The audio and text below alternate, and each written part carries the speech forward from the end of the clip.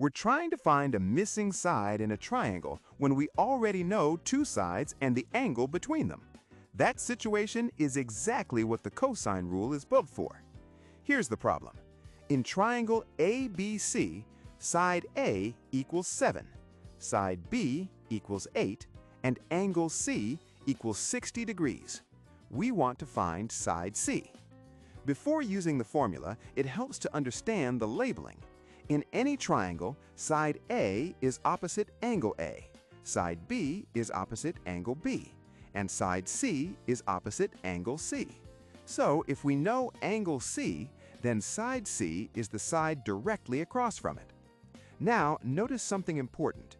The two known sides, 7 and 8, meet at angle C. That means we know two sides and the included angle between them. This is called an SAS situation, side, angle, side. That's one of the main signals that tells you to use the cosine rule. The formula is this: c squared equals a squared plus b squared minus 2ab cosine of c. Written another way, c squared equals a squared plus b squared minus 2ab cosine of c. At first glance, this formula can look intimidating, but there's a useful pattern hidden inside it. The first part, a squared plus b squared, looks just like the Pythagorean theorem. The extra cosine term adjusts for the fact that this triangle is not a right triangle. If angle C were exactly 90 degrees, then cosine 90 degrees would equal 0. That entire subtraction term would disappear, and the formula would become the Pythagorean theorem. So the cosine rule is really a more general version of Pythagoras. Now let's substitute the values slowly. We know A equals 7, B equals 8, and C equals 60 degrees. So c squared equals 7 squared plus 8 squared minus 2 times 7 times 8 cosine of 60 degrees.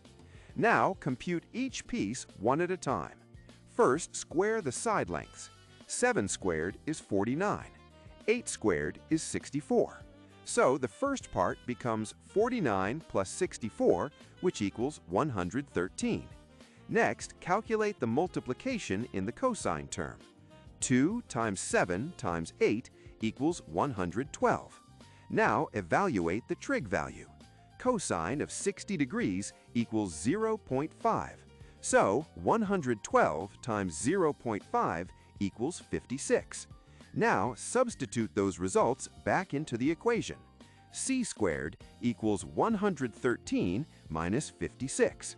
113 minus 56 equals 57.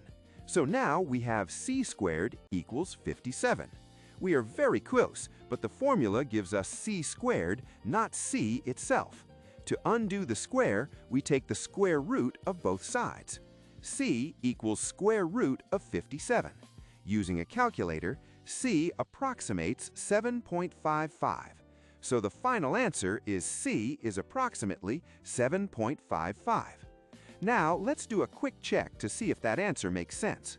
First, think about the triangle inequality. In any triangle, one side must be smaller than the sum of the other two sides and larger than their difference. With sides 7 and 8, the missing side must be bigger than 1 and smaller than 15. Our answer, 7.55, fits perfectly. There's another good intuition check too. If the angle between the sides had been 90 degrees instead of 60 degrees, we would use Pythagoras and get 7 squared plus 8 squared equals 113. So the side would be about square root of 113, which is roughly 10.63. But our angle is smaller than 90 degrees, so the opposite side should also be smaller, and 7.55 is definitely smaller than 10.63. That's the full process.